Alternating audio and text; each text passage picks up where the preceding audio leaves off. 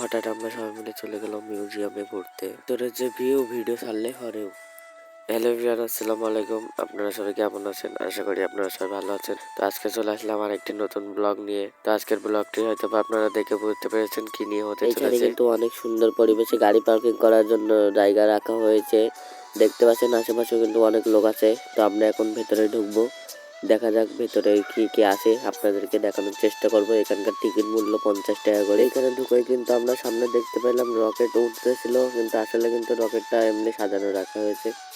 আমরা অনেকজন মিলে এখানে গিয়েছিলাম। এখন ভিতরে ঢুকে দেখছি আস্তে আস্তে কি আছে। তো এই জায়গাটা মূলত যে প্রশিক্ষণ বিমানগুলো নষ্ট হয়ে যায় সেইগুলো রাখা হয়েছে, তাই এটার নাম দেওয়া হয়েছে মিউজিয়াম।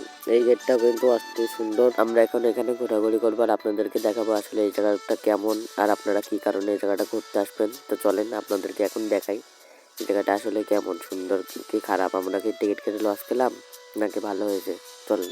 আমরা কিন্তু সন্ধ্যার টাইমে আসার কারণে আপনাদেরকে ভালোভাবে দেখাতে পারছি না, কিন্তু আপনারা যারা এই জায়গাটা চিনেন, আসতে চাচ্ছেন এইখানে ঘুরতে, সবাই হাতে টাইম নিয়ে আসবেন। আর এইখানে কিন্তু ঘোরাঘুরি করার জন্য একটা টাইম নির্ধারিত করা আছে।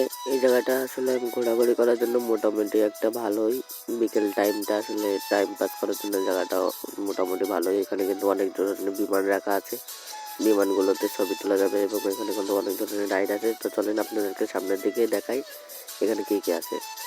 এইখানে দেখতে পাচ্ছেন যে আপনাদেরকে উপরের থেকে দেখানোর চেষ্টা করছে, এখানে কিন্তু অনেক ধরনের প্যানেল আছে আর এই জায়গার ভিউটা কিন্তু অনেক সুন্দর। এই যে জায়গাটায় কিন্তু আপনারা এসে ছবি তুলতে পারবেন।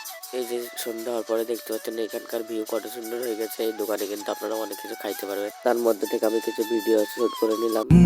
ঝড়ের বেশে এলো কেশে কাজল সে চোখ দুটো। মিউজিয়ামটা কিন্তু এয়ারপোর্টের পাশেই অবস্থিত, যশোর এয়ারপোর্ট। তো আজকের ভিডিওটা এই পর্যন্তই, দেখা হচ্ছে অন্য কোনো ব্লগে। ধন্যবাদ।